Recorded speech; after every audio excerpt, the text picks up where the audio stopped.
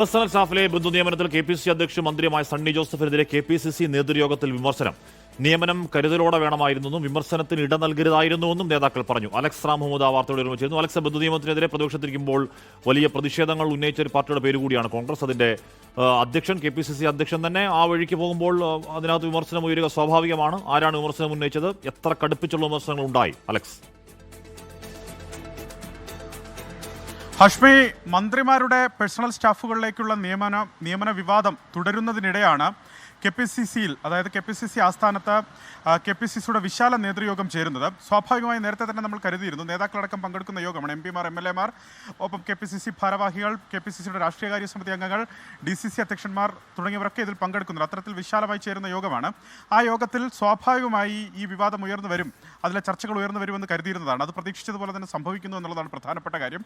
KPCC അധ്യക്ഷൻ കൂടിയാണ് മന്ത്രി സണ്ണി ജോസഫ്. അദ്ദേഹത്തിൻ്റെ പേഴ്സണൽ സ്റ്റാഫിൽ അദ്ദേഹത്തിൻ്റെ സഹോദരി ഭർത്താവായ ബെന്നി തോമസിനെ ഉൾപ്പെടുത്തിയതിലാണ് വിമർശനം. അത് അത്തരം നിയമനം നടത്തുമ്പോൾ അതിൽ കരുതൽ വേണമായിരുന്നു എന്ന വിമർശനമാണ് മുതിർന്ന നേതാക്കളുടെ ഭാഗത്തു നിന്നുണ്ടാകുന്നത്.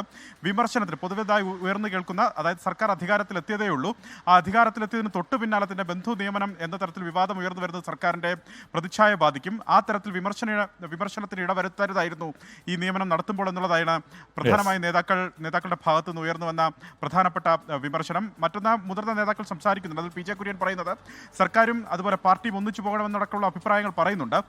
ഇതിലേറ്റവും പ്രധാനപ്പെട്ട കാര്യം, തിരഞ്ഞെടുപ്പ് അവലോകനത്തിനാണ് ഈ യോഗത്തിന്റെ മുഖ്യ അജണ്ടയെങ്കിലും സ്വാഭാവികമായി പ്രധാനപ്പെട്ട വിവാദ വിഷയങ്ങൾ കൂടി ചർച്ചയ്ക്ക് വരും എന്നുള്ളതാണ് പ്രധാനപ്പെട്ട കാര്യം.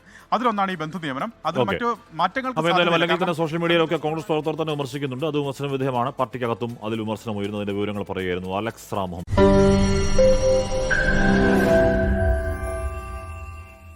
ലോകത്തെവിടെയായാലും ഏത് സമയത്തും 24 വാർത്തകളും ഓഗ്മെന്റഡ് റിയാലിറ്റി പാക്കേജുകളും എക്സ്പ്ലെയിനറുകളും വിശദമായി കാണാൻ ഞങ്ങളുടെ YouTube ചാനൽ നിങ്ങൾക്ക് സബ്സ്ക്രൈബ് ചെയ്യാം.